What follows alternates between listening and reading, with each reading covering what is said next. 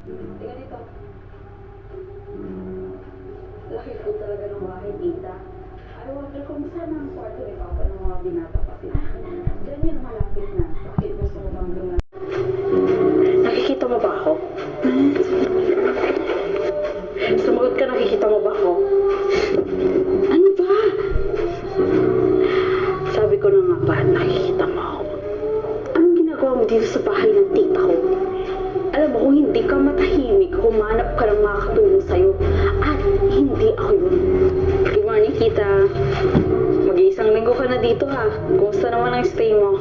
Ang laki po ng bahay, tita. Hindi po ba kayo nalulungkot na mag-isa nyo lang sa ganitong kalaking family?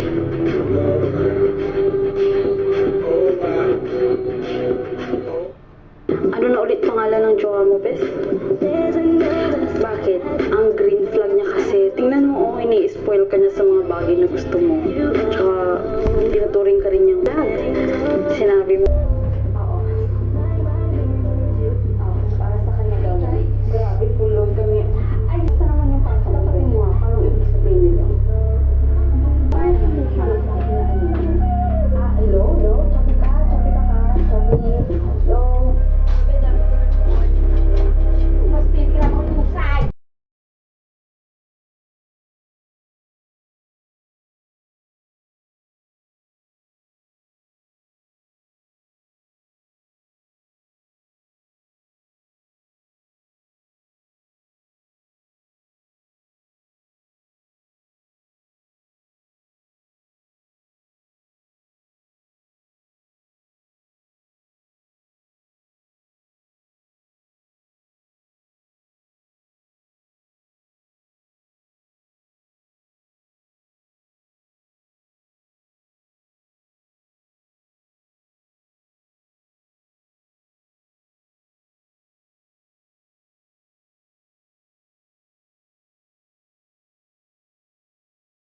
Kumain ka na.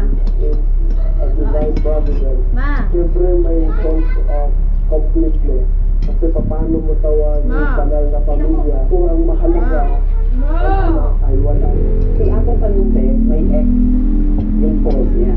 Si Apo tingin nila sa isa't isa.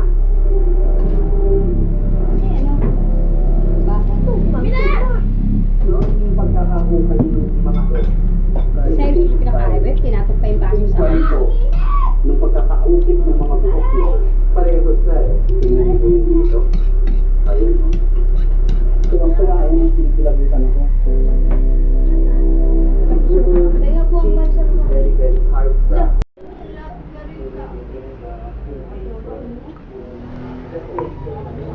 Bye. Maybe around